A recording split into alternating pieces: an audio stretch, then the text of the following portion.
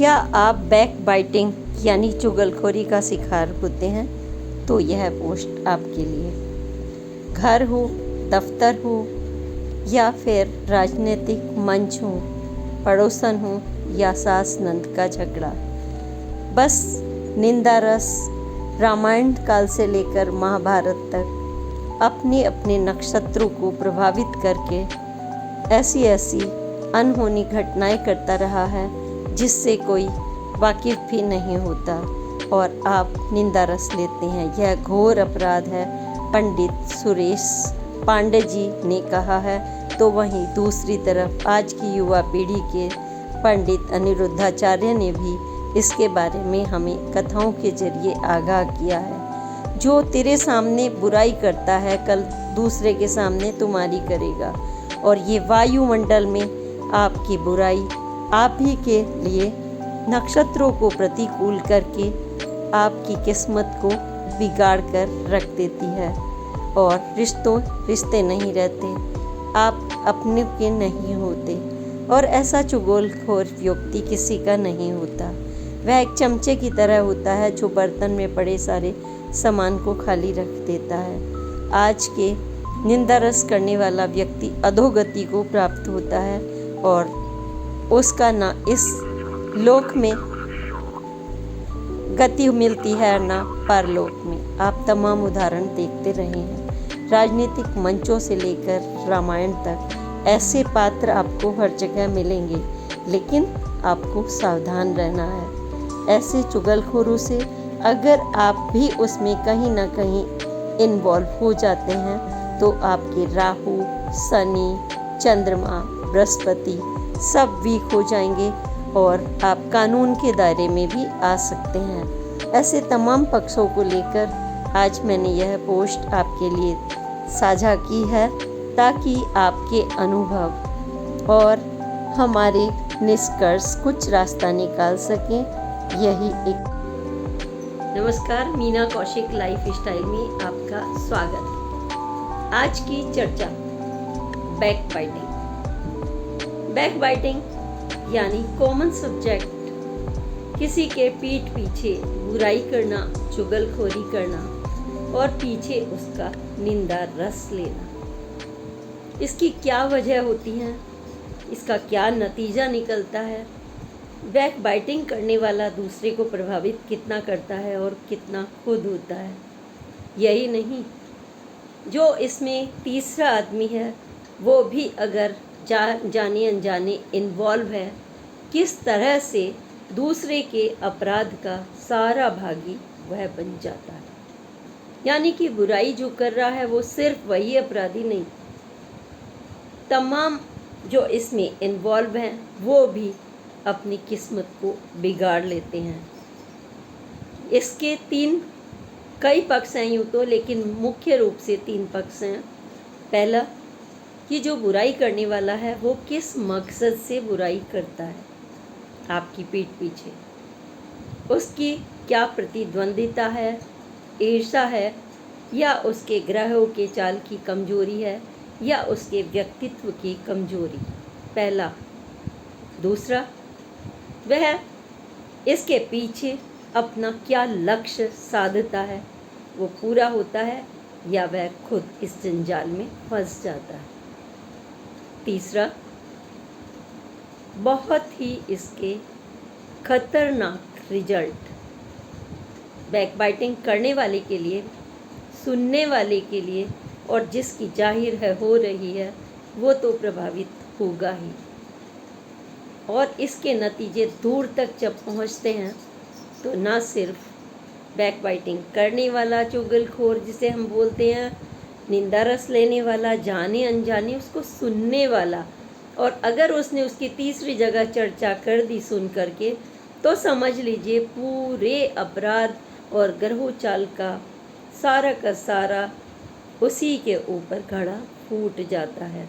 यानी हम कैसे फंस जाते हैं बैक बाइटिंग के शिकार होकर और बिगाड़ लेते हैं अपने ही हाथों पूरी किस्मत, सिर्फ अपनी ही नहीं, अपने पूरे खानदान और परिवार की भी। तबाही के कगार पर पहुंच जाते हैं। क्या ये अपराध है? जी हाँ, ये इसका एक पक्ष यह भी है, कानूनी भी है।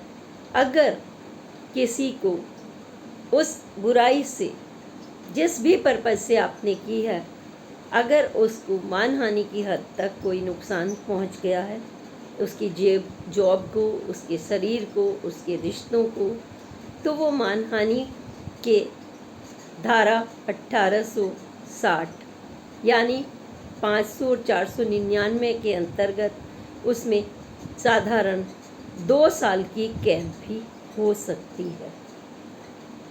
बुराई करने वाला उस चंगुल में भी आ सकता है, लेकिन सुनने वाला और जिसके खिलाफ हो रहा है, यह किस तरह से एक के बाद एक विकृति का जंजाल है।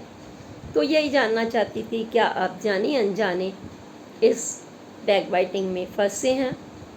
क्या कोई आपके पीछे बैकबाइटिंग करके आपका करियर तबाह करना चाहता है, या राजनीतिक मंच खराब करना चाहता है, या फिर आप घर में हैं तो सास बहू नंद के झगड़े, पीछे पड़ोसन का खुसर फुसर करके तमाम चुगलबाजी करना और उल्लू सीधा करना।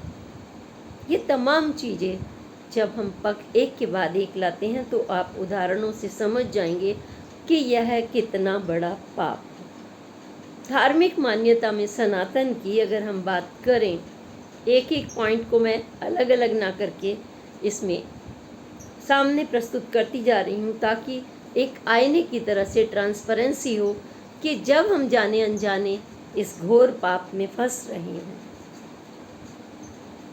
घोर पाप, क्योंकि हमारी धार्मिक मान्यताओं में इसको कहा गया है कि बुराई करने से बड़ा, निंदा से बड़ा कोई पाप नहीं है, क्योंकि इसके नतीजे बहुत दूर तक जाते हैं। मित्रों, घोर पाप बताया गया है।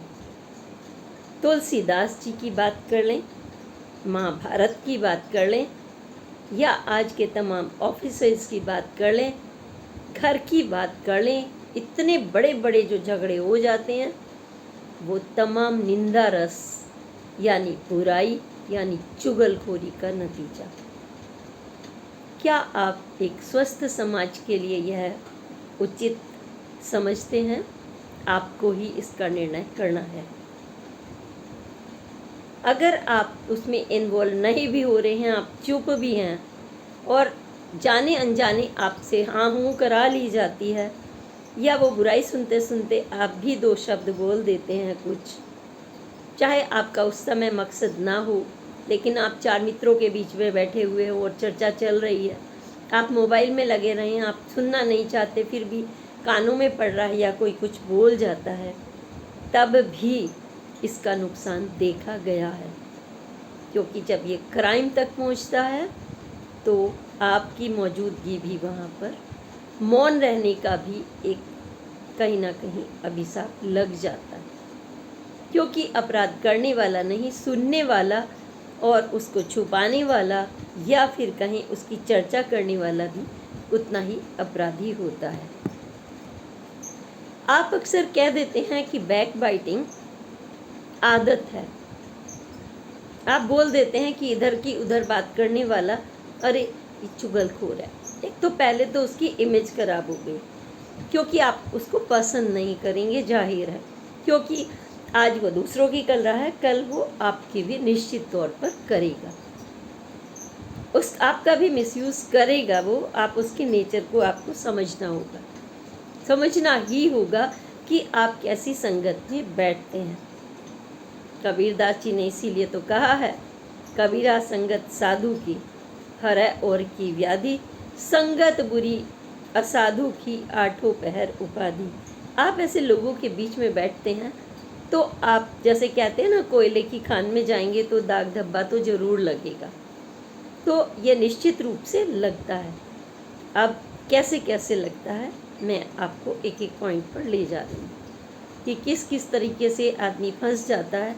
लेकिन इससे पहले मैं बात करूँ तो अगर हम पंडित जो जाने माने हैं प्रख्यात सुरेश पांडे जी के ही मुताबिक अगर सुने, तो उन्होंने भी कहा है कि शास्त्रों का हवाला देते हुए अपने शब्दों में वो बोलते हैं, जिसका निष्कर्ष यह है कि जो बुराई करता है वो घोर पाप का भागी बनता है। इससे बड़ा कोई पाप नहीं, क्योंकि अगर कुछ भी ना नुकसान हुआ, सिर्फ आपने किसी को दिल से ही हर्ट किया, तो वो भी हिंसा है, एक प्रताड़ना है, क्योंकि वो इस बारे में प्रताड़ित होगा। क्योंकि अहिंसा परमो धर्म और इसके विपरीत हिंसा पाप। तो इस पाप को तो आप जब जाएंगे तो ग्रह चाल से अवश्य जोड़ेंगे कि कौन व्यक्ति इसको पाप कर रहा है, क्योंकि अच्छा आदमी कभी पाप नहीं करता। पहली बात आपने देखा होगा, आप सत्कर्मी हैं, सनातन धर्मी हैं, पूजा पाठ वाले हैं, बाल बच्चों वाले हैं, तो आप कभी किसी का नुकसान नहीं चाहते, है ना। और जब नहीं चाहते, क्योंकि कहते हैं हम जैसी खेती करेंगे वैसी हमें मिलेगी। अगर हमने पाप किया तो वो हमारे बच्चों को, हमारी पीढ़ियों को भुगतना पड़ता है, और कभी कभी तो कई जन्मों तक भुगतना पड़ता है, कई जन्मों तक। आपने देखा होगा बिच्छू भी पैदा होते हैं, सांप भी पैदा होते हैं, सुअर भी पैदा होते हैं, मछली भी पैदा होती है, ये सब। और इंसान जब बनता है तो तमाम सब मार्गों पर चलकर एक जन्म अगर वो मिला है और वो फिर से इसको खराब कर ले, ईश्वर ने जो दिया है, तो आप सोच लीजिए कि उसका तो जीते जी नरक में ही जाना है, निश्चित। क्यों जाना है? वो तो अच्छा कर रहा है, अपने नंबर बढ़ा रहा है प्रतिद्वंदिता करने के लिए, अच्छी जॉब के लिए। उसके तो दिमाग में ये है कि भाई ये मंच मुझे मिल जाएगा, ये पद मुझे मिल जाएगा। नौकरी में है तो बॉस की अगर हम चमचागिरी करेंगे, बराबर वाले की, सर ये काम नहीं करता, ये तो इतना नुकसान कर रहा है कंपनी का।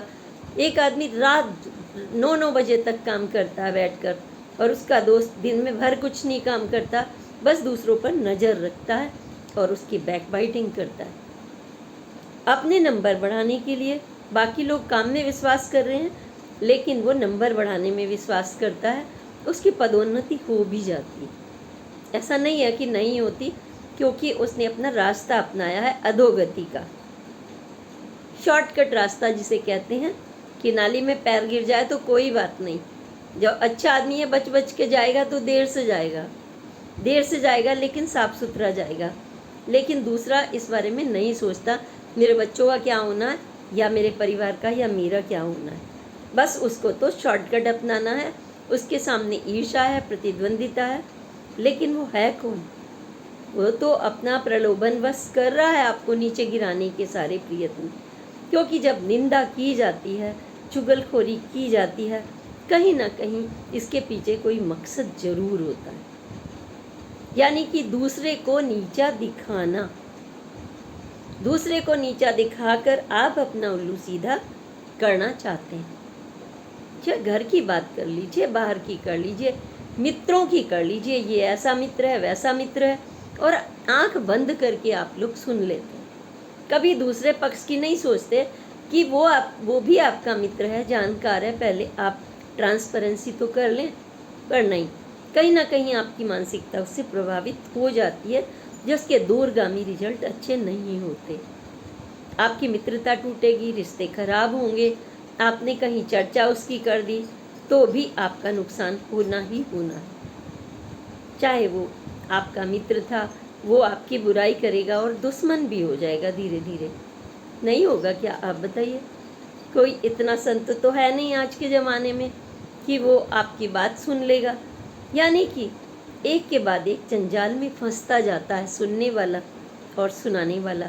दूसरे को तो आप नीचा दिखा ही रहे हैं, उसको तो पता नहीं। वो तो कबीरदास जी तो उसको ये बोल देंगे कि निंदक नियर राखिए, निंदक को अपने पास रखिए, है ना, ताकि आपकी आलोचना हो, आपकी कमियां जो हैं वो आप दूर कर लें, है ना।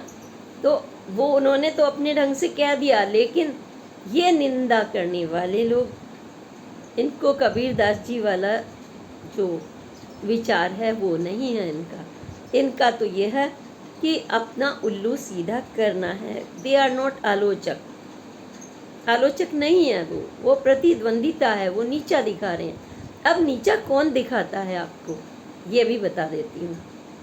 क्योंकि धार्मिक मान्यता के मुताबिक कभी भी कोई स्ट्रांग व्यक्ति किसी की बुराई नहीं करेगा, वो सीधा उसको बुलाएगा, ए इधर आओ। उसके अंदर एक ताकत होती है, उसके फोन में एक ताकत होती है, उसके व्यक्तित्व में एक ताकत होती है। अगर कोई मेरी बुराई करे तो क्या मैं इतना हल्का व्यक्तित्व हूँ? सोचना हमें ये होता है कि हम किसी की बुराई करने से प्रभावित हो जाएं, हम पानी में बह जाएं, कागज हैं क्या? क्या हमारा कोई वजूद नहीं है? क्या हमारा अपना मस्तिष्क नहीं है? किसी ने बैक बाइटिंग एक पियोन ने कर दी तो भी हम सुन लें, बराबर वाले ने कर दी सुन लें, नंद भावज के बीच में हो गई उसकी भी सुन ले, पड़ोसन की भी सुन ले, चाची ताई की भी सुन ले। क्यों? आपका अपना मस्तिष्क उस समय कहाँ होता है? तो अगर हम बात करें पंडित सुरेश जी की बात करें, पांडे जी की, या कई अन्य तमाम पंडिताचार्यों की मैं बात करूं, चाहे वो महाभारत से ले लीजिए, चाहे वो रामायण से ले लीजिए, जब ये बुराई करने वाले लोग सामने आते हैं तो वो कमज़ोर व्यक्तित्व के लोग होते हैं, वो बड़े व्यक्तित्व के स्वामी नहीं होते, जिनका अपना सूर्य भी नहीं होगा, चंद्रमा तो निश्चित रूप से कमज़ोर होगा, गारंटेड। क्योंकि जिसका चंद्रमा वीक होता है उसके दिमाग में शीतलता भी नहीं होगी, और जो मानसिक संतुलन है वो भी इधर उधर भटकता है, और वो शॉर्टकट रास्ते अपनाएगा। चंद्रमा वीक है, बुध वीक है, और उसने बुराई कर दी, और बुराई के बाद दूसरे को तबाही के रास्ते पर लाना। किसी की गलती से नौकरी छुड़वा दी आपने, या फिर नौकरी लगने वाली है, आपने पहले से पहले ही जाके कहा कि वो तो अच्छा बंदा नहीं है, उसके पास तो कोई टैलेंट नहीं है, उसे तो नौकरी से किसी ने निकाल दिया है, वह तो यह काम करता है, वह तो वो काम करता है, उसका चरित्र खराब है। कोई बड़ा मंत्री पद बनने वाला है, आप उसमें स्कैम लगा दीजिए, ये तो ये करने वाला है, ये तो इसने तो ये किया है। ये सारी चीज़ें क्या होती हैं? आपका चंद्रमा वीक है, क्योंकि आप में तो गट्स है नहीं था ऊपर जाने का, सोचा दूसरे को ही खींच लो। दूसरे को जैसे ही आपने खींचा तो क्या आप सोच रहे हैं आप उड़ने लगेंगे? आपकी पतंग तो उनकी पतंग तो अलग अलग है ना, वैचारिक पतंग। एक आदमी कार्य क्षमता से ऊपर जा रहा है और आप बुराई करके जा रहे हैं, तो आपकी पतंग का क्या हाल होगा? पहले तो आप ही निर्णय कर लीजिए कि जब हमने अपने जो सकारात्मक कार्यों में समय लगाया था, अगर मैं व्यवहारिक रूप से बात करूं, क्योंकि आप एक एक कदम करके बढ़ रहे थे, आपके पद आगे जाने वाले थे, आप अच्छी बहू बनने वाली थी, आप अच्छी सास बनने वाली थी, अच्छी नंद बन के सिक्का जमाने वाली थी, लेकिन दूसरे की बैक बाइटिंग पर आके आपने दूसरों को नीचा दिखाना शुरू कर दिया। उसका क्या होता है? क्या उसका पतन होगा? कलेश तो होगा, झगड़े होंगे, मार कुटाई भी हो सकती है, बड़ी घटनाएं भी हो सकती हैं, आत्महत्या तक भी जा सकती है। लेकिन सबसे बड़ी बात यह है कि आप ना सिर्फ अपने सकारात्मक ग्रहों को प्रभावित करते हैं, जो आपके भाग्य में अच्छे चल रहे थे, आप उन्हें निगेटिव चलाने लगते हैं। क्योंकि कोई चला जा रहा है बच्चा धीरे धीरे धीरे धीरे धीरे, आप पीछे से बिना मतलब उसके हाथ जाके मार दें, ये गलत रास्ते पे जा रहा है तू, या फिर धीरे से कहें बेटा ये रास्ता गलत है, तो आप उसे भटका देंगे, है ना? वो भटक जाएगा। वो आपका ग्रह था जो सही रास्ते पे जा रहा था, वो निगेटिव आपने चला दिया, और निगेटिव चला दिया तो यह सिर्फ आपको प्रभावित नहीं करता, ये आपके पूरे खानदान को बर्बादी की तरफ ले जाता है। पंडिताचार्यों ने यह तक भी कहा है कि इससे हम अपनी सिर्फ किस्मत ही नहीं बिगाड़ते, अपने पूरे परिवार की और आगामी पीढ़ी की भी किस्मत बिगाड़ देते हैं। मत कीजिए ऐसा। छोटी छोटी निंदा, ये ऐसा है, ये वैसा है, आप चुपके सुनते हैं कान लगा के, फ़ोन में टेप करते हैं। फ़ोन में टेप करेंगे आपका नाम लेके, आपको बोलेंगे मीना जी आपको उसने ये कहा वो कहा, ताकि आप भी कुछ बोलें। जब जैसे ही आप कुछ बोलेंगे अपना तो वो एडिट कर देंगे सब कुछ, चाहे व्यवहारिक रूप में हो या फ़ोन में हो, और आपकी बात पहुंचा देंगे उसने तो ये कहा। एक गाड़ी ले जा रही थी माल ढोकर, एक गाड़ी जा रही थी लूट लेकर।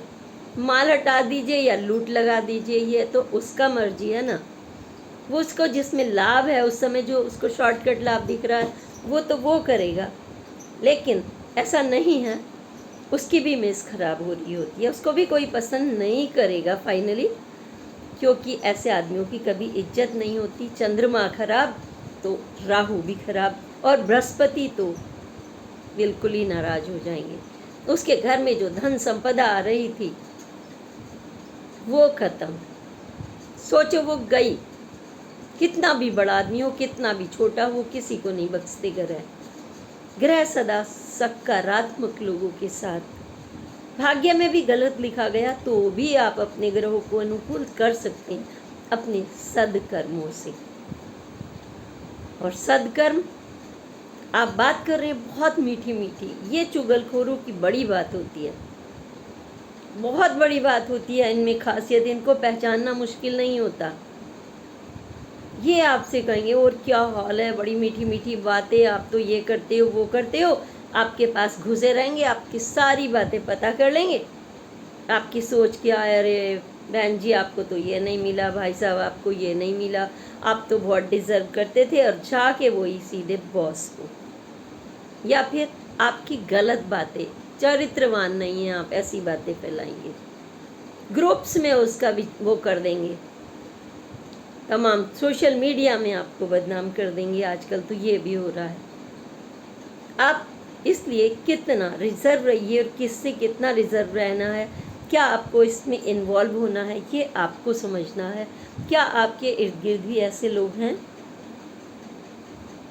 ऐसे बहुत सारे लोग होते हैं जो अपनी किस्मत को तो खराब करते ही हैं, दूसरों को भी बर्बाद करते हैं, और ऐसे लोग समाज के लिए क्या कहलाए जाते हैं। अगर ऐसे ऐसे कमज़ोर लोग पैदा होंगे दुनिया में कि अपने ग्रहों को भी चलते चलते छेड़ दें और वो दूसरों को भी छेड़ें, तो जाहिर है वह समाज के लिए, खुद के लिए, अपने परिवार के लिए दुश्मन से तो कम नहीं होते। उस समय निंदा रस ले लेंगे, वो बड़ा डूबते हैं।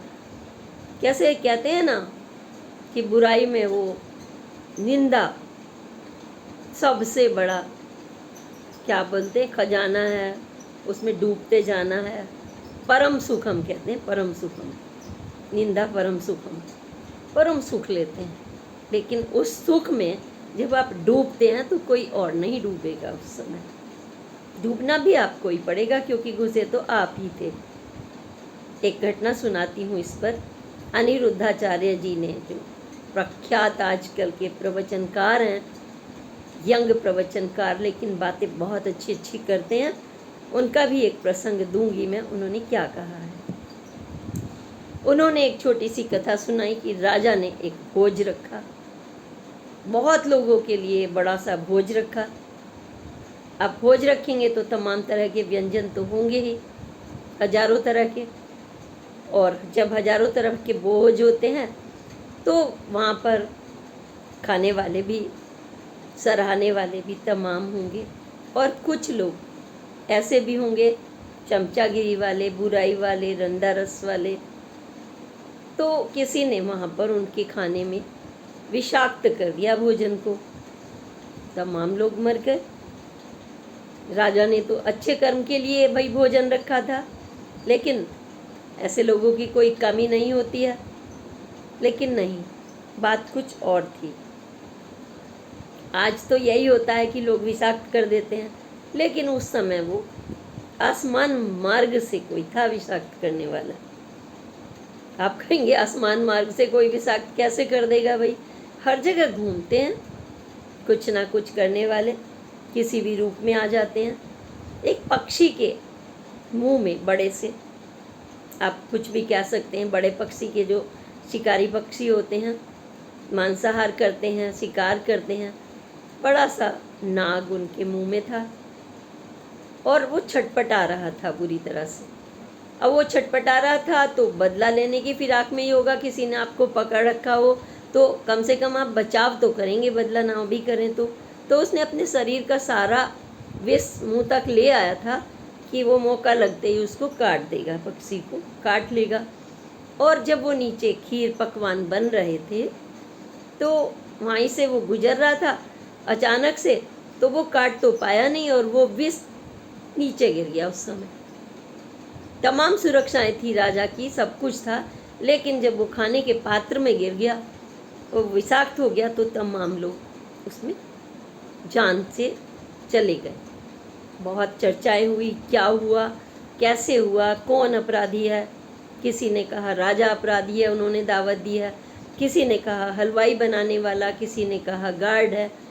लेकिन सबने अपना अपना दलील रखी कि भाई राजा ने तो अच्छा काम किया, वो अपराधी नहीं हो सकते। इन्होंने कहा ये अपराधी नहीं हो सकते। तो एक के बाद एक भाई कारण पता करने की कोशिश की गई, कारण की गई। इसी बीच में क्या हुआ कि एक महिला भी थी वहाँ पर, और ऊपर से वो नाग वाली बात भी पता चली कि भाई ऐसे तो अपराधी कौन, नाग ने भी अपने बचाव में विष रखा था, नाग की भी गलती नहीं थी, पक्षी की भी गलती नहीं थी, वो भी अपराधी नहीं था, वो अपना शिकार कर रहा था। ऐसे में जो निंदा करने वाले पीछे, अब आ रहा है आपका मेन पॉइंट कि कैसे फंसते हैं निंदा करने वाले और अफवाहों को फैलाने वाले। तो एक स्त्री थी, किसी ने रास्ते में पूछा उससे कि भाई राजा की तरफ का रास्ता किधर है, मुझे वहाँ जाना है, वहाँ दावत हो रही है। तो उसने कहा अरे तुझे भी मरने जाना है क्या? राजा तो खाने पे बुला के मार देता है लोगों को, देखो आज कितने लोग मरे हैं, तुझे भी जाना है। इसका मतलब वो ये काम कर रही थी कि वो गलत अफवाहें फैलाने लगी और एक तरह से निंदा भी हुई राजा की। तो भाई ये बात यम तक भी पहुंची, उनको भी बुलाया गया कि अपराधी कौन है, जजमेंट करने वालों को भी बुलाया गया। तो पता चला कि बाकी सब तो बच गए क्योंकि अपना अपना कर्म कर रहे थे सब के सब, लेकिन वो जो निंदा कर रही थी राजा तो ऐसा है मार देगा, सारा का सारा घड़ा उसके ऊपर फूट गया अपराध का। यानी कि उसने अपनी किस्मत बिगाड़ ली बिना मतलब। चौराहे पर बैठकर रास्ता तो नहीं बताया, लेकिन अपनी जबान को अनकंट्रोल किया और बातें कर रही थी लोगों से उल्टी सीधी, तो उसको अपराध यम का ग्रास बनना पड़ा और अपने परिवार का भी सुख उसने छीन लिया। कभी कभी ऐसा भी होता है और कभी कभी नहीं, होता ही है। आज दिखता कुछ और है लेकिन कल भुगतना पड़ता है। एक अन्य घटना बताती हूँ। एक बड़े अच्छे पद पर, सोचिए इतने डेडिकेटेड कि उन्होंने 3000 से अपनी नौकरी शुरू की थी, लंबे अरसे से अपनी कंपनी के लिए नोट डाउन होकर, सुबह 9 बजे पहुंचकर रात 9 बजे तक, और चाय पीने भी नहीं जाना। लोग जाएं आसपास घूम के आए, बाज़ारों में चाय पिए खाएं, छुट्टी ले, बट वो निष्ठावान, मतलब जैसे खूंटे से किसी ने बांध दिया हो। घर जाना और फिर सुबह तैयारी करना। तो जो उसके दोस्तों को वो अच्छा नहीं लग रहा था, क्योंकि धीरे धीरे उनकी प्रमोशन हो रही थी, और जब प्रमोशन होती है तो जो साथी है वो पद पे पीछे रह गया और वो डायरेक्टर रह गए। तो उसको लग रहा था कि इसकी जॉब तो मैंने ही लगवाई थी या उस समय समकक्ष था, जो भी है। जब समकक्ष था तो ये कैसे बड़ा हो गया, मैं तो वहीं का वहीं रह गया हूँ, क्लर्क, एक आदमी डायरेक्टर, एक काम कर रहा है और एक दूसरा। तो उसने धीरे धीरे जो कंपनी के मालिक की बजाय जो इमीडिएट बॉस होते हैं, बैक बाइटिंग शुरू की, चपरासियों को साथ लिया, पीछे बुराई करना, अरे लोग ड्रामा करते हैं काम का, बैठे रहते हैं, लोग चोरी करते हैं, लोग ये करते हैं, वो करते हैं। धीरे धीरे ये पॉल्यूशन फैलाया, फैलते फैलते पॉल्यूशन, जो इमीडिएट बॉस था उसने बुलाया और कहा इस्तीफ़ा दे दीजिए उससे। उसने कहा मैं इस्तीफ़ा कैसे दूँ, रुआसा हो गया। नहीं, हम आपके घर पे इनकम टैक्स का छापा मरवा देंगे। आपके 2 घर हो गए हैं। भाई 40 साल से बंदा काम कर रहा था, बीवी कमाती थी, उसकी खुद कमाता था। अगर उसने मकान ले लिया तो उस पर छापा पड़ जाएगा, दबाना उसको, या फिर हम तुम्हें, धीरे से उसने धमकी भी दे डाली। उसने अपनी बहन को फ़ोन किया, जैसे घर में कर देते हैं कि बस मैं कभी भी, मेरे साथ कुछ भी हो सकता है, इसलिए मैं आपसे बोल रहा हूँ। बहन उसकी दबंग थी, मुझ जैसी, जो किसी परिस्थितियों में भी टक्कर ले ले। उसे गुस्सा आ गया और उसने अपने सोर्सेज से फटाफट फ़ोन ऊंचे लेवल पर करा दिए। अब वो घर पहुँचे भी नहीं थे कि जो कंपनी के मालिक था उनका फ़ोन उनके पास पहुँच गया, कि उनका नाम लेके बोले कि आपने हमसे भी तो बोलना था, ऐसे कैसे आपने सोच लिया कुछ भी हो सकता है। आप कल मुझसे आके मिलिए या 2 दिन में मिलिए, मैं सारा कुछ करता हूँ। जब मैटर पता किया उन्होंने, तो पता चला कि उनकी कंपनी में घोटाला करने वाले वही एक टीम थी जो कर्मठ और डेडिकेटेड को हटा देना चाहती थी, क्योंकि वो उनके बीच में कहीं आड़े आ जाते होंगे। देर तक बैठे हैं, ईमानदारी से उनका वही पूरा ऑडिट करते हैं, सब देख रहे हैं हिसाब किताब, तो वो धांधलेबाजी में उनके आड़ में वो ना बने। तो यहाँ भी प्रतिद्वंद्विता भी हो गई, ईर्ष्या भी हो गई, और बर्बाद करने के लिए भी एक तरफ तो वो कुछ भी हो सकता था, उन्हें कुछ भी हो सकता था। जो आदमी इतनी बड़ी बात कह रहा है, चलिए, वो उनकी सकारात्मकता थी कि कंपनी के वो डायरेक्ट टच में हो गए और आगे प्रमोशन तो क्या, वो उनका राइट हैंड बन गया। ये तो उनकी सकारात्मकता थी, लेकिन दूसरे के साथ क्या हुआ होगा ये तो ईश्वर जाने। उस घटना का मुझे नहीं मालूम पूरा, लेकिन उसने अपना तबाह जरूर किया। कंपनी के मालिक की आंखों में तो वो आई गए, किरकिरी हो गए होंगे ना। लेकिन ऐसा भी होता है कि कुछ महिलाएं, जैसे मान लीजिए घर में सास नहीं है तो उन्हें बराबर में अड़ोसियों पड़ोसियों के घर में आग लगानी, और भी कुछ नहीं तो फंक्शन होना है तो दूसरे की बुराई करनी है। अरे तुमने उसे क्यों बुला लिया, वो तो बहुत बकवास करती है आपके पीछे, आपको पता नहीं है क्या क्या करती है। तो उसने कहा, महिला ने, समझदार थी, फिर से बोलना पड़ेगा कि मेरे जैसी, उसने बोला ठीक है मैं बात करूँगी। बात क्या करना है, उसे हटा दो अपनी टीम से, उसे अपनी टीम से हटा दो। उसने कहा अच्छा ठीक। फिर दूसरी महिला ने भी यही कहा उसके बारे में, फिर किसके साथ रहती हो तुम, वो तो बहुत आपके बारे में बोलती है और कहती है हमने इतना खिलाया इतना पिलाया, ज़बरदस्ती चाय पर बिलाए, वो उसको चाय पिलाया और 10 जगह बोले आप तो आती नहीं हो, मैं तो आपकी टीम में जाती हूँ, और फिर बोले उसको कि देखो मोहल्ले वालों से मैं तो इन्हें खाना तक खिलाती हूँ। इस तरह के लोग भी आपको मिलेंगे, लेकिन जो समझदार लोग होते हैं दोनों तरफ की सुनेंगे, जैसा कि उसने किया। उसने दोनों तरफ की बात सुनी, ना उससे कुछ पूछा ना उससे कुछ पूछा, और पता कर लिया कि वो चाहती थी बस एक ही साथ रहे। तो उसने ये निर्णय लिया जब एक साथ जाएगी दूसरी टीम में तब वो उसको नहीं लेगी, और जब दूसरी जाएगी तब नहीं, क्योंकि वो आपस में लड़ भी सकती हैं, उससे इमेज भी प्रभावित हो जाएगी।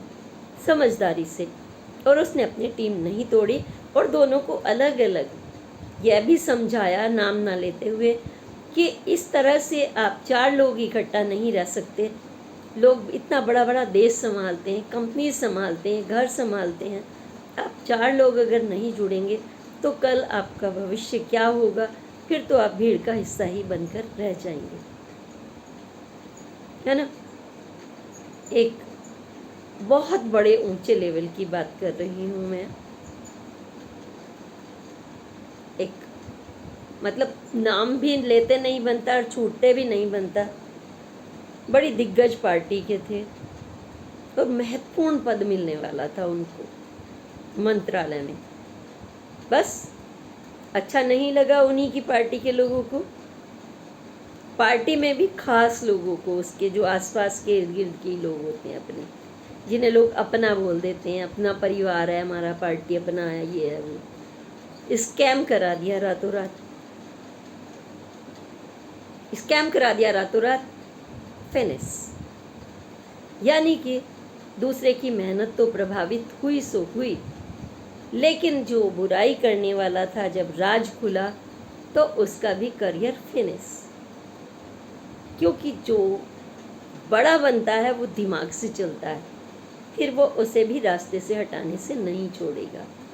उसको पता चल गया कि इसने ऐसा किया है, लॉन्ग टर्म में यह घातक हो सकता है पार्टी के लिए, परिवार के लिए, हम लोगों के लिए, निजी समाज के लिए। तो ऐसे लोग बहुत दूर तक नहीं जा पाते। शॉर्टकट का मतलब ही यही है कि जब जब आपने बुराई का शॉर्टकट अपनाया, निंदा रस का अपनाया, तो सोच लीजिए क्या होता है। किसी ने मुझसे ये एक बार कह दिया कि तुम्हें तो ये चीज़ नहीं मिलनी। क्यों नहीं मिलनी? अरे वहाँ तो बड़ी बड़ी लंबी गाड़ियों वालों को मिलती है, आपको कैसे मिलेगी? बुद्धिजीवी को थोड़ा ही कुछ मिलता है। मुझे थोड़ी सी मुस्कुराहट आई थी उस समय, फिर मैंने बहुत बैलेंस होकर जवाब दिया, अच्छा वहाँ लंबी लंबी गाड़ियों वालों को पद मिलते हैं? तो मैंने कहा फिर तो 4-5 मेरे पास ट्रांसपोर्टर हैं, उनको अच्छे पद मिल जाएंगे। अच्छे पद मिल जाएंगे, मेरा मतलब ये था कि भैया लंबी गाड़ी वालों को मिलते हैं तो फिर तो ट्रांसपोर्टर को मिल जाएंगे। ऐसा नहीं है। या फिर लड़कियों के और महिलाओं के बारे में कह दिया जाता है अक्सर, उनके चरित्र पर प्रश्न उठाना कि उसको तो ऐसे पद मिला होगा, या फिर सचमुच में कोई शॉर्टकट अपनाने की कोशिश करे कि हम किसी के क्लोज चले जाएं और हमें वो पद मिल जाए। दोनों ही बातें रॉन्ग, क्योंकि आप यूज हो सकते हैं, आप बुराई कर सकते हैं, आप किसी के चरित्र पर कीचड़ उछाल सकते हैं, गाड़ी में बैठकर उनकी बुराई कर सकते हैं, आप किसी को कुछ भी बोल सकते हैं, क्योंकि आप वो तो सुन नहीं रहा, आपके सामने बैठा हुआ है ना।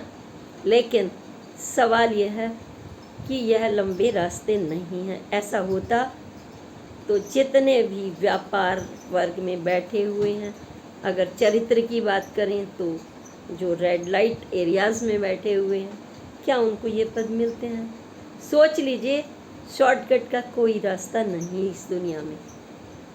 एक झटके से आपने ले भी लिया, कितने दिन चलेगा आप सोच लीजिए, नहीं ना। इसलिए बुराई के रास्ते पर तो कुछ भी नहीं मिल सकता। किसी के बारे में बुराई करना भी पाप है, घोर पाप।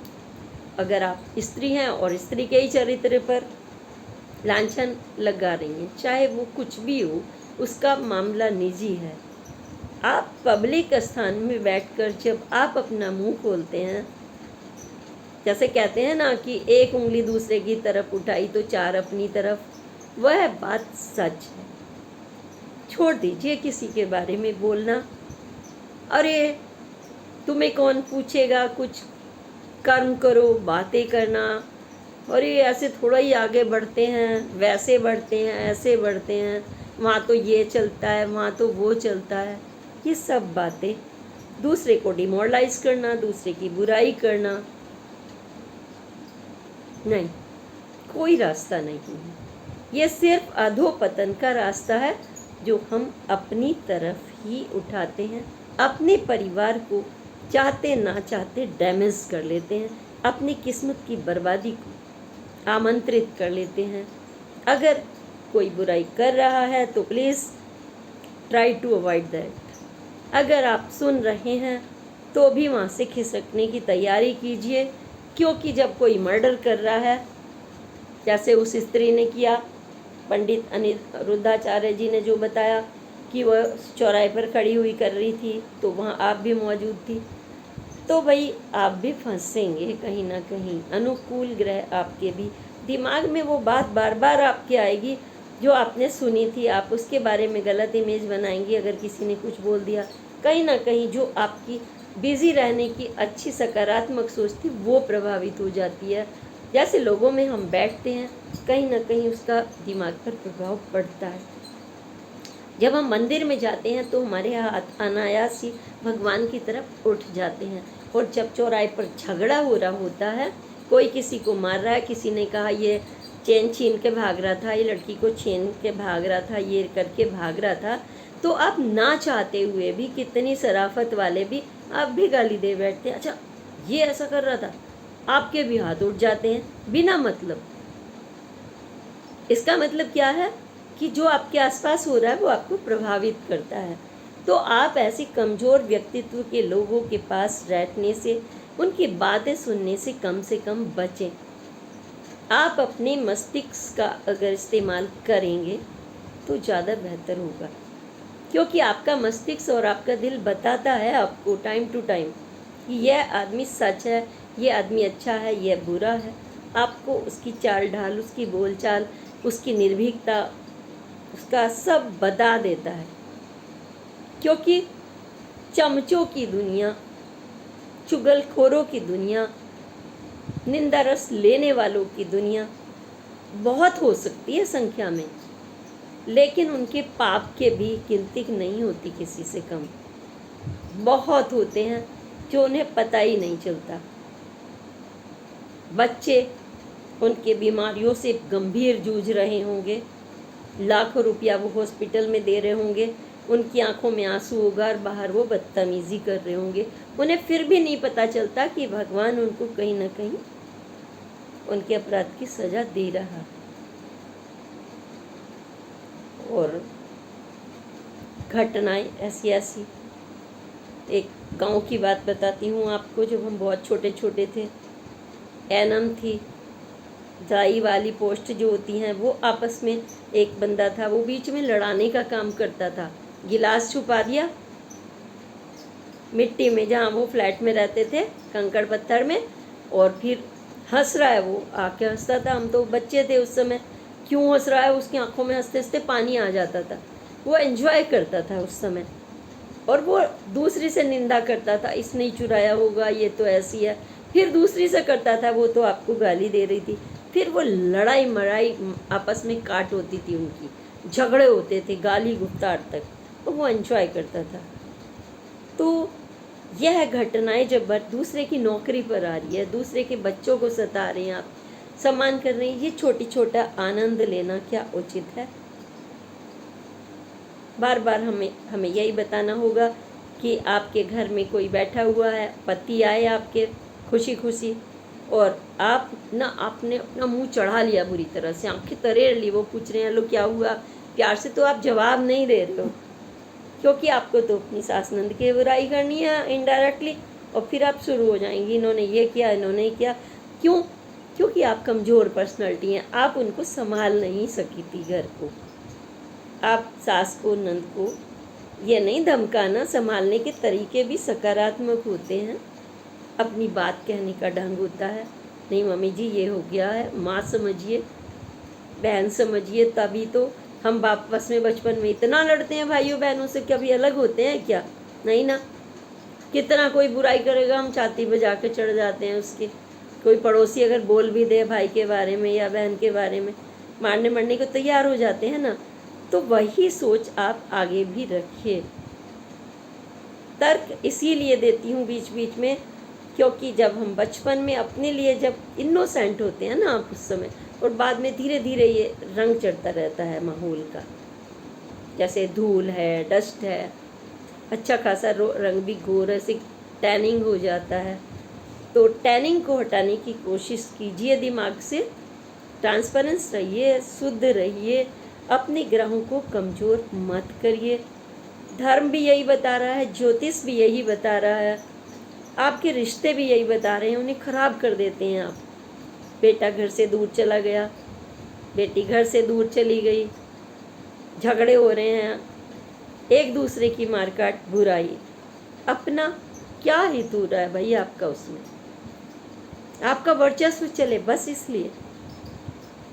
आपकी बात सुनी जाए बस इसलिए। अगर 11 हमारे क्रिकेटर होते हैं खेल में, तो अगर वो सचिन तेंदुलकर तो ये नहीं करते कि इसने छक्का लगाया दूसरे ने नहीं लगाया, भाई उससे भी नहीं लगता, कई बार हो गया रन आउट फटाफट, एक रन नहीं बना आउट, एक छक्का मारा आउट। वो तो एक दूसरे पर दोषारोपण नहीं करते, बल्कि टीम पूरी जिम्मेदारी लेती है। इसी तरह से अगर आप राजनीति में हैं, आप परिवार में हैं, आपके समाज में मित्र हैं, अड़ोसी पड़ोसी हैं, तो अगर वो मित्र हैं सच में, या तो उन्हें मित्र की संज्ञा ही मत दीजिए, बस जस्ट आए गए की संज्ञा में रखिए। और अगर आपने उनको अपनी टीम में किसी भी हद तक रखना, चाहे आप किट्टी पार्टीज़ को ही ले लीजिए, तो फिर आप अपने दिमाग का इस्तेमाल तो ज़रूर करिए। एक दूसरे के कहने से, वो तो उसके साथ घूम रही थी, वो तो उसके साथ गोलगप्पे खा रहा था, ऐसी छोटी बातें, क्योंकि आपकी दाल नहीं गल रही वहाँ जाने की, तो आप दूसरे को बदनाम करना शुरू कर दीजिए। अच्छे वाले आदमी को बदनाम कर दीजिए आप, सबसे बड़ा अच्छा तरीका आपका। तो बदनाम करना, नीचा दिखाना मीन्स खुद नीचे गिरना है, और वो भी दूसरे की निगाहों में तो आप गिर ही रहे हैं, लेकिन आप अपने पूरे परिवार के बन गए हैं दुश्मन। क्या अपने परिवार का, अपने ग्रहों का दुश्मन बनना उचित है? आप झांक लीजिए महाभारत क्यों हुए हैं, झांक लीजिए किसी भी पन्ने को, पढ़िए। अपने ज्ञान को इसीलिए बढ़ाना होता है हमें, क्योंकि जिसे हम अनपढ़ कह देते हैं, वो भी, जिसे बेचारों ने बुक नहीं ली, वो अपना ज्ञान कैसे कैसे बढ़ाते हैं आपने देखा है। पारंपरिक कहानियों के जरिए, शिव पार्वती के जरिए, मजहब में, धर्म में जाएं तो वो अपनी कहानी के, सिख धर्म में जाएं, पारसी में जाएं, आप चर्च में चले जाएं, हर आदमी अपनी अपनी अपनी परंपराओं के जरिए सीखता है कि इसका नतीजा ये बुरा और इसका ये बुरा। तो आपको सिर्फ यह देखना है कि बुराई एक ऐसा हथौड़ा है जो चलता तो धीरे धीरे है, लेकिन उसकी चोट की आवाज़ सब लोगों को प्रभावित करती है। जिसे तोड़ रहा है वो उस पर ही प्रभावित नहीं कर रही, वो सबको प्रभावित कर रही है। वो हथौड़ा बहुत खतरनाक है, बचिए उससे। और वो आपके हाथों में है तो वो आपको भी डैमेज करता है। एक ही गिरता है ना आपके पैर पे अचानक से, कई बार आप सालों तक बैठे रहते हैं। तो इस हथौड़े से तो बचना ही होगा। निंदा रस छोड़ दीजिए, भले ही कबीर दास जी कहें निंदक नियरे रखिए, लेकिन आप दूर रखिए, क्योंकि साथ साथ उन्होंने यह भी कहा है कि केले का और बेरी के पेड़ का कोई साथ नहीं होता। उनका अगर हर पद अलग अलग सुनेंगे और जोड़कर अर्थ देखेंगे तो आपको पता चल जाएगा। आप अपने अपने अपने काम की चीज़ उठा लेते हैं।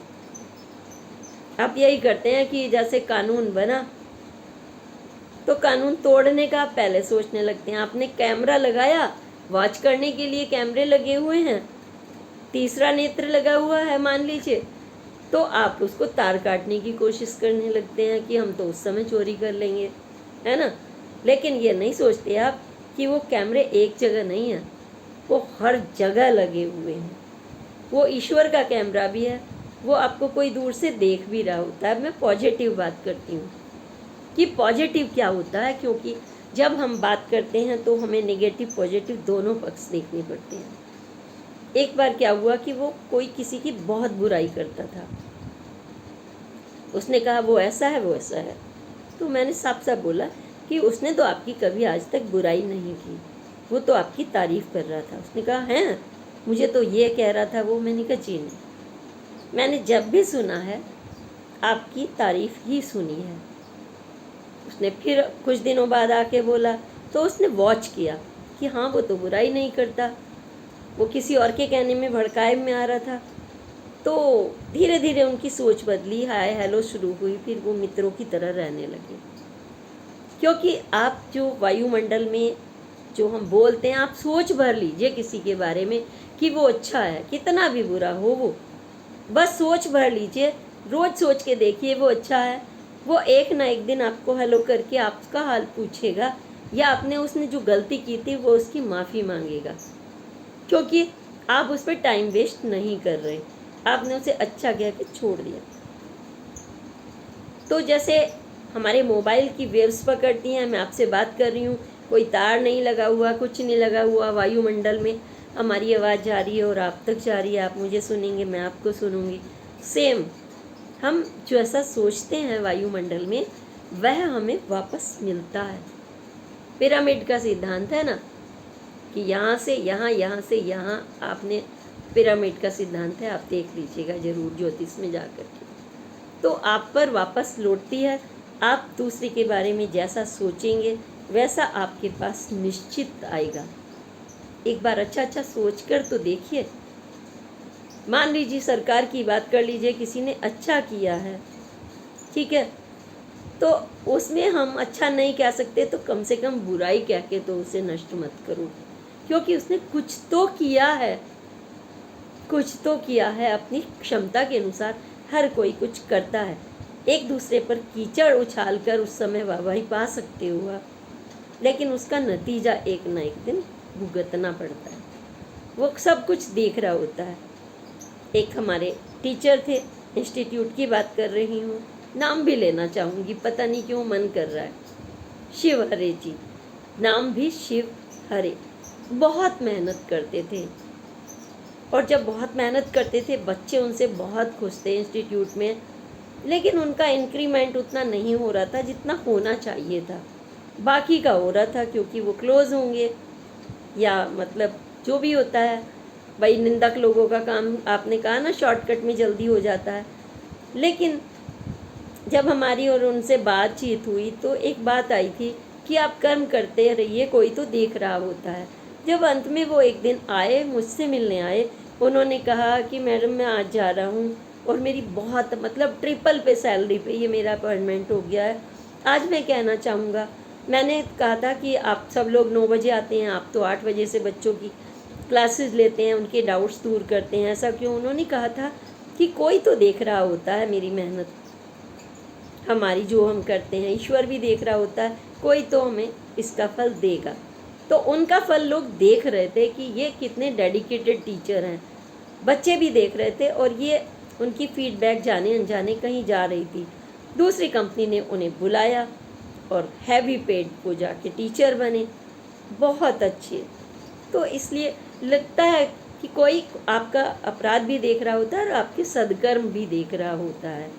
कितना भी छुपा कर अपराध करते हैं, बुराई का करिए, या किसी को मारने धारने का करिए, या पार्टी पॉलिटिक्स का करिए, या शासन का करिए, सब कुछ वायुमंडल में मौजूद होता है। आपको रिवर्स जरूर मिलना है। इसलिए मेरा तो बस एक ही कहना है, मीना कौशिक लाइफ स्टाइल आपके ही अनुभवों से बना हुआ, कण कण में मौजूद एक हिमालय की तरफ बनने का बस यही है कि हमारा कण कण आपका है। जो भी कठोरता, जो भी सॉफ्टनेस, जो भी आपके एक्सपीरियंस है, उसे हमेशा भेजते रहिए।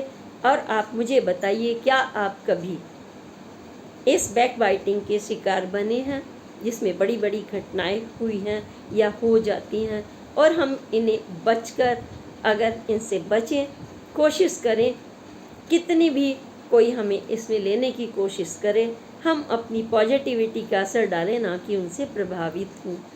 प्रभावित होने का मतलब है आपका व्यक्तित्व जीरो, आप कमज़ोर हैं। लता दूसरों का सहारा चढ़कर ऊपर जाती है, जबकि पेड़ अपने भरोसे पर जाता है ना। तो जो वीक पर्सनैलिटी हैं वो तो दाएं बाएं घूम घाम के फिर भी नीचे ही गिरना है, उनको तो अधोगति मिलनी है। पर आप तो अपनी कर्म खराब मत करिए। आप सारे पंडिताचार्यों जी का, बड़े बड़े विद्वानों का, सबके एक्सपीरियंस देखिए, और ये एक्सपीरियंस हमें यही निचोड़ देते हैं ज़िंदगी का, कि जो काम हम दूसरों की बुराई पर लगाने वाले थे वो अपने अच्छे कामों पर लगाएं, अपने बच्चों को पढ़ाने पर, अपने कामों पर, अपने घर पर ध्यान दें, फोकस करें। जितना भी समय हम दूसरों के बारे में इधर उधर बैकबाइटिंग में लगाते हैं, तो उसको नष्ट करने से अपनी किस्मत को बर्बादी की तरफ चंद्रमा खराब कर लिया, बृहस्पति, राहु, केतु सब आपके विपरीत चलने लगते हैं। आपके एक नहीं कई कई जन्म बर्बाद हो जाते हैं। कई घटनाएं उठा उठा कर देख लीजिए आप। इसलिए आज की जो पोस्ट है इसमें मैं चाहूँगी कि आपके एक्सपीरियंस ज़रूर जुड़ें और आप मुझे बताएं, क्या आपके भी लोग पीछे बैक बाइटिंग करते हैं तो कैसे मीठा मीठा बनकर आपकी चाय पीने से लेकर आपके खाने तक, आपका खर्चा, आपकी दारू पीने से लेकर अपना पद बढ़वाने तक के लिए वो क्या क्या अधोगति के कार्य करते हैं और उनका अपना क्या वजूद है जिसमें आप बड़े होकर भी टाइम वेस्ट करते हैं। अपना उल्लू सीधा आप भी करते हैं कहीं ना कहीं, क्योंकि आपका भी रास्ता वही है कि आप उनकी सुनाकर, क्योंकि आपका व्यक्तित्व भी शायद वीक पड़ रहा है। आप अपने व्यक्तित्व को वीक करेंगे या स्ट्रॉन्ग करेंगे, निर्णय आपका। आप अपने परिवार को सुखी रखना चाहते हैं और सफलता के रास्ते पर जाना चाहते हैं, निर्णय आपका। आप बुराई वालों को पसंद करते हैं, चमचागिरी वालों को पसंद करते हैं, निर्णय आपका। आप कितना भी बड़े पद पर जाइए, वो बाद में मिलकर लड़ रहे होंगे, जूतम पजार कर रहे होंगे बाहर, वो मूछे आपको दिखाएंगे, मैं इस पद पर, मैं उस पद पर। भाई वो देख लीजिए वो कहाँ गिर रहे हैं, आपस में पिट रहे हैं। उनकी चर्चे दुनिया में चले जाते हैं और कहाँ कहाँ तक जाते हैं कोई सोच भी नहीं सकता। वो ईश्वर तक तो सबसे पहले जाते हैं।